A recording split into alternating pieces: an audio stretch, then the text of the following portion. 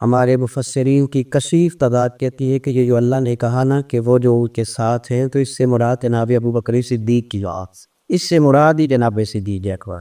بلکہ ایک محدث کا جملہ بڑا خوبصورت ہے، وہ کہتے تھے کہ بعض ائمہ نے بزرگوں نے یہ جو لکھا ہے کہ حضور کا سایہ نہیں تھا، تو اگر حضور علیہ السلام کا کوئی سایہ ہے تو حضرت ابو بکر صدیق اس سایہ کی طرح حضور علیہ السلام کے ساتھ رہے، یہی سایہ ہے میرے مصطفیٰ کریم۔ حضرت ابو بکر صدیق رضی اللہ تعالیٰ دو اس امت کے امام بھی ہیں، اور اس امت کے لوگوں نے حضرت سیدنا ابو بکر صدیق سے یہ سیکھا ہے حضور کی غلامی کیسے کرنی ہے اور نبی پاک سے عشق کیسے کرنا، یہ حضور ابو بکر صدیق سے ہی سیکھا۔ ہوتا یہ ہے کہ ہم لوگ جب کسی شخصیت کے بارے میں جاتے ہیں تو کئی عنوان ہوتے ہیں اس شخص کے، اس کا ذاتی حسب و نسب بھی ایک عنوان ہوتا ہے، اس کے فضائل کمالات خصائل اور شمائل بھی ایک الگ عنوان ہوتا ہے، اور سیرت و کردار ایک الگ عنوان ہوتا ہے۔ حضرت ابو بکر صدیق رضی اللہ تعالیٰ عنہ وہ خوبصورت ہستی ہے کہ جنہیں اللہ تبارک و تعالیٰ نے اپنے محبوب کی غلامی کے لیے سب سے پہلے منتخب فرمایا۔ ہمارا یہ زمانہ وسوسوں کا زمانہ ہے، یہ بدگمانیوں کا دور، ہر چوتھے آدمی کو وسوسہ آتا ہے اور بڑے خوفناک وسوسے آتے ہیں۔ اب کچھ لوگ تھوڑی بات آگے بڑھ کے کرنے لگ گئے ہیں، وہ کہتے ہیں جی میں نہیں جلدی مانتا، میں ذرا پڑھا لکھا ہوں، میں نہیں بات جلدی مانتا، میں ذرا اپنی عقل بھی لڑاتا ہوں۔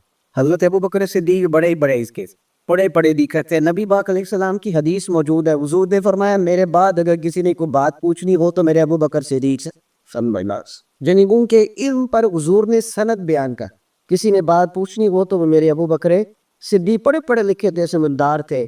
عقل دو طرح کی ہوتی ہے، حضرت مولانا روبی کا ایک فکرہ ہے، میں کیونکہ بہت سارے لوگ اب یہ پوچھتے ہیں کہ جی وسوسے بڑے آتے، یہ کسی بار پر بھی لوگ مطمئن ہونے کو تیار نہیں ہوتے۔ تو مولانا رومی نے ایک بڑی خوبصورت بات کی، وہ کہنے لگے کہ اللہ نے عقل دی تھی لوگوں کو استعمال کرنے کے لیے، لیکن لوگ ساری زندگی عقل کے ہاتھ میں استعمال ہوتے ہیں۔ اللہ نے عقل استعمال کرنے کو دی تھی، یہاں عقل لوگوں کو استعمال کرتی ہے۔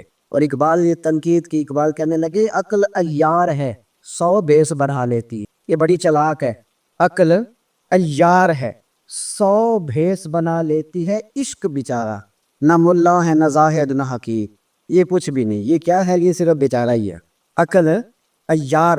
حضرت ابو بکر صدیق بڑے سمجھدار تھے، بہت زیادہ مال کمانے کا طریقہ آتا تھا، صداقت کے ساتھ تجارت کی تھی اور بڑا کچھ کمایا تھا۔ عام سادے آدمی نہیں تھے، اپنے قبیلے کے سربراہ تھے، بڑے گھرانے میں جنم لیا تھا، لیکن میرے نبی کریم علیہ السلام فرماتے ہیں میں نے جس کے سامنے یہ بھی دین پیش کیا اس نے دلائل مانگے، حجت مانگی، بوجھ مانگا، یہ واحد ابو بکر صدیق ہے۔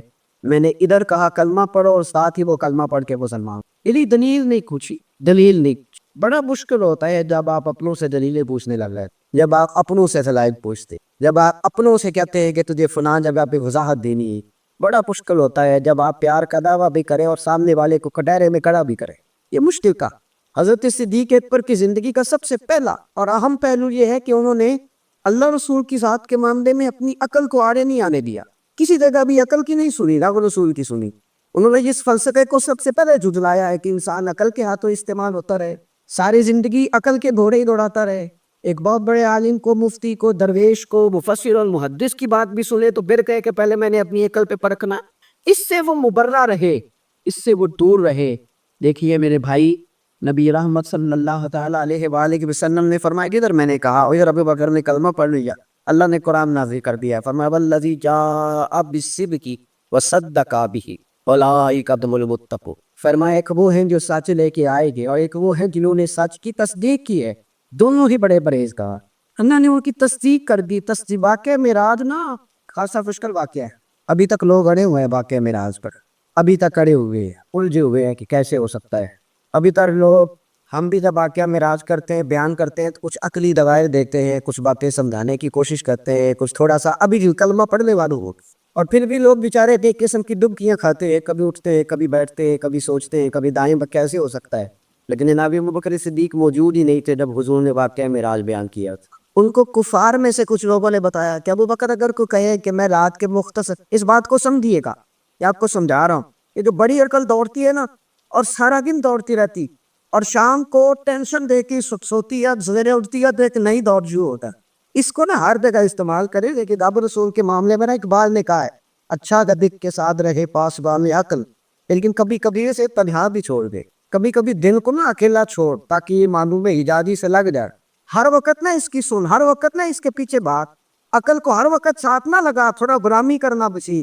جناب ابو بکر صدیق رضی اللہ تعالیٰ عنہ سے کسی نے جا کے کہا کہ اگر کوئی کہے کہ میں رات کے تھوڑے سے حصے میں گیا ہوں, بستر میں جب آدمی لیٹ جاتا ہے تو بستر گرم ہو جاتا ہے, پنجابی میں کہتے ہیں نگاہ ہو گیا ہے, بستر گرم ہوتا ہے. جب آدمی وضو کرتا ہے پانی نیچے بہتا ہے تو وہ بہتا چلا جاتا ہے, تھوڑی دیر تک وہ بہتا ہے جب تک جزم نہ ہو. حضور کہے واپس آئے, 18,000 سال کا سفر کیا, بستر ابھی گرم تھا, وضو میں پانی بہایا تھا تو وہ ابھی چل رہا تھا. اب یہ بڑا مشکل تھا, عقل تو بیچاری یہاں لڑکھڑا کے گرتی ہے, بلکہ کئی جگہ پہ چوٹیں بھی لگ جاتی ہے عقل, وہ تو نہیں تسلیم کرتی. کسی نے کہا کہ اگر کچھ یوں کہے تو مان لیتے ہو, تو حضرت صدیق کے اوپر فرمانے لگے ماننے والی بات ہی کوئی نہیں, تو مانوں گا کیسے. اس نے فوراً ہنس کے کہا لو پھر فاصلہ حل ہو گیا, جن کو آپ اصول مانتے ہیں انہوں نے کہا ہے, جن کو آپ نبی مانتے ہیں انہوں نے کہا ہے. تو جناب صدیق کے اوپر یہ بھی نہیں کہا کہ پہلے پوچھتا ہوں جا کے حضور سے, پہلے بھائی ذرا سمجھنا میری بات, وہ جہاں رکنا اس کو کبھی جوش خطابت نہ سمجھ, روک کے ذرا سوچنا. میں کہتا ہوں نے تو اپنوں کو کٹہروں میں کھڑا کیا ہوگا, اپنوں کو کٹہروں میں کھڑا کیا ہوگا وضاحتیں لینے کے لیے. جناب صدیق اکبر نے یہ نہیں کہا جاتا ہوں پوچھ کے آتا ہوں پتہ نہیں بات کیا ہوگی, تم کیا بیان کر رہے ہو, کہا نبی کریم نے کہا ہے. حضرت صدیق اکبر فرمانے لگے اگر مصطفیٰ کریم نے کہا ہے نا تو حق اور سچ ہی کہا, پھر بیت کو ٹھیک ہے اگر میرے نبی پاک نے کہا ہے, پھر کوئی تبصرے کی گنجائش, بلکہ بخاری شریف سنیے. حضرت سیدنا عمر فاروق رضی اللہ تعالیٰ عنہ فرماتے ہیں کہ جب حدیبیہ میں صلح لکھی گئی نا تو شرائط کچھ اس طرح تھی کہ لگ رہا تھا کہ ہم دب کے صلح کر لیں. وہ حکمت والی شرطیں تھی نا, عام لوگوں کو سمجھ نہیں آ رہی تھی, لیکن بعد میں سب سے زیادہ فائدہ انہی شرطوں کا ہوا. نبی پاک علیہ السلام نے یہ شرط طے کر لی تھی کہ کوئی کافروں میں سے مکے میں سے وہ شخص اگر کافروں کا سقایا خواہ مدینے جائے گا تو مدینے والے واپس کر دیں گے, اور اگر مدینے سے کوئی مکے جائے گا تو مکے والے واپس نہیں کریں گے. شرط لکھی گئی تھی, اب بات خاصی مشکل تھی لیکن سب سے زیادہ فائدہ اسی شرط نے دیا. میری باتوں کی سمجھ تو آ رہی ہے آپ اللہ. مدینے میں اگر کوئی مسلمان مکے کا ستایا ہوا مکے والوں کی مار کھاتا مدینے آئے گا تو مدینے والے پناہ نہیں دے گی. کتنا مشکل کام ہے, یعنی آپ کے رشتے دار اگر آپ کو پناہ نہ دے, چلو کھول کے بات کر پیر صاحب اگر پناہ نہ دے, میری مریدی قائم رہتی ہے. کہا ہم نہیں رکھیں گے, حضور نے شرط طے کرتا, اور اگر کوئی مسلمان مکے چلا گیا مدینے سے تو مکے والے واپس نہیں کریں گے. اب یہ بھی شرط سخت ہے. اب ہوتا پتا کیا تھا کہ جو مسلمان مکے سے مدینے آتا تو اسے پتا تھا کہ حضور مجھے نہیں رکھے گے, وہ کسی دوسرے شہر میں جا کے بیٹھتا. تو جس شہر میں وہ صحابی جا کے بیٹھتے تھے سارے کا سارا شہر ہی مسلمان ہو جاتا, سارے کا سارا شہر مسلمان ہو جاتا جہاں جا کے بیٹھتے, ورنہ تو کوئی حضور کے قدموں کو چھوڑنے کو تیار ہی نہ ہوتا, سارے مدینے میں رہے. لیکن اس شرط کی برکت سے, اس شرط کے توسل سے دین کئی شہروں میں پھیل گیا. میری آواز آ رہی ہے ابھی کے سفر رات کو؟ الحمدللہ سنیں. تو نبی کریم علیہ السلام نے جب یہ شرائط نکلی نا طے ہو گئی, تو لدمے فرمانے لگے میری سمجھ میں نہیں آتا تو ہم دب کے سنا کیوں کرے. وہ بھی اسی تھی کہ عمر فاروق جذبہ اتحاد سے سرشار تھے, کیوں ہم دب کے صلح کرے, وہ کمزور ہے, یہ بھی ان کا جذبہ جہاد تھا. فرماتے ہیں میں حضور علیہ السلام کے خیمے میں حاضر ہو گیا, میں نے عرض کی یا رسول اللہ صلی اللہ علیہ وسلم آپ سچے رسول ہیں؟ حضور نے فرمایا سچا ہوں. قرآن سچا ہے؟ سچا ہے. تو کہا یا رسول اللہ صلی اللہ علیہ وسلم پھر ہم دب کے صلح کیوں کرے؟ تو نبی کریم علیہ السلام نے فرمایا عمر میں اللہ کا رسول ہوں, میں مرضی سے نہیں بولتا, وہی کہتا ہوں جو میرا رب مجھے حکم ارشاد فرماتا. پھر نبی پاک نے کہا تھا کہ چلو عمرہ کریں گے. 1500 لوگ حضور کے ساتھ احرام باندھ کے آئے تھے, 1500 لوگ. اب یہاں حدیبیہ کے مقام پہ کفار نے کہا نہیں کرنے دے گے, اگلے سال آئیے. حضور نے فرمایا احرام کھول دو. مجھے بتاؤ نا ایئرپورٹ میں بندہ پہنچ جائے اور پتہ چلے کہ جناب فلائٹ کل جائے گی, حالانکہ کراہت ہی ہے نا, لوگ تو 6 تو ہینے میں مدینے پہنچا کرتے تھے, تو احرام باندھنے والی بھی ڈنڈے اٹھا لیتے, جن کو بالکل ہی منع ہے جنا ڈرنا. احرام باندھے ہوئے لوگ ڈنڈے, بھائی بڑا مشکل کام ہے. آپ گھر سے ملتے گئے, گلے میں ہاتھ ڈروا کے گئے, اور وہاں آدھے پتا چلا کہ ویزا ہی نہیں لگا. تکلیف ہوتی ہے کہ نہیں؟ بولیے مشکل کام ہے نا. 1500 صحابہ کو حضور نے کہا احرام باندھو, لیکن حدیبیہ کے مقام پہ جا کے کہا کھول دو بھائی, پھر آئیں گے. اس وقت معاملہ اور ہو گیا ہے. امام زرقانی نے لکھا ہے صحابہ پریشان تھے, اٹھنے میں ذرا دیر کی. جس نے سب سے پہلے اٹھ کے احرام کھولا وہ ابو بکر صدیق, سب سے پہلے احرام. ایک صحابی نے کہا آپ کو بڑی جلدی ہے, فرمانے لگے جلدی والے کیا بات ہے, حضور کے کہنے پر باندھا تھا, نبی پاک کے کہنے پر کھول دیا. ہم نے نہ کبھی قطرے پہ غور کیا اور نہ دریا دیکھا, بس جہاں تیری جھلک دیکھی وہی ڈوب گئے. حضور نے کہا باندھ لو تو باندھ لیا, حضور نے کہا کھول دو, تو اس بات کو سمجھے.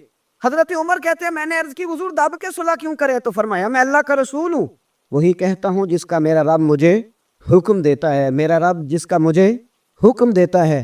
تو حضرت عمر کہنے لگے یا رسول اللہ آپ نے فرمایا نہیں تھا کہ عمرہ کریں گے, تو اب آپ کہہ رہے ہیں واپس چلے, سوال ہے نا. تو نبی کریم مسکرائے, حضور نے فرمایا میں نے کہا تھا عمرہ کریں گے، یہ تو نہیں کہا تھا اسی سال ہی کریں گے تو کریں گے انشاءاللہ، کعبہ ہمارے ہاتھ آئے گا، بیت اللہ ہمارا ہوگا، جب جب دل کرے گا عمرہ کریں گے۔ حضرت عمر کہتے ہیں میں واپس تو آ گیا، یہ حضور کا خیمہ تھا اور 1 منٹ کا پورا فاصلہ نہیں تھا جناب صدیق اکبر کا خیمہ تھا۔ کہتے ہیں وہاں سے میں نکلتے ہی سیدھا حضرت صدیق اکبر کے خیمے میں نے جاتے کہ ابو بکر صدیق حضور سچے رسول ہیں کا سچے ہیں، قرآن سچا ہے، سچا اسلام سچا ہے، سچا ہے، پھر ہم دب کے صلح کیوں کرے؟ تو حضرت عمر فرماتے ہیں مجھے اللہ کی عزت کی قسم ابو بکر صدیق کے جملوں اور حرفوں میں بھی فرق نہیں تھا، بعین ہی وہی لفظ تھے جو حضور نے ادا کیے۔ جناب صدیق اکبر فرمانے لگے عمر تجھے تیری ماں روئے، وہ اللہ کے رسول ہیں، وہ مرضی سے نہیں بولتے، وہی کہتے ہیں جو رب حکم ارشاد فرماتا ہے۔ میں نے فوراً عرض کی، میں نے کہا ابو بکر حضور نے کہا نہیں تھا کہ عمرہ کریں گے؟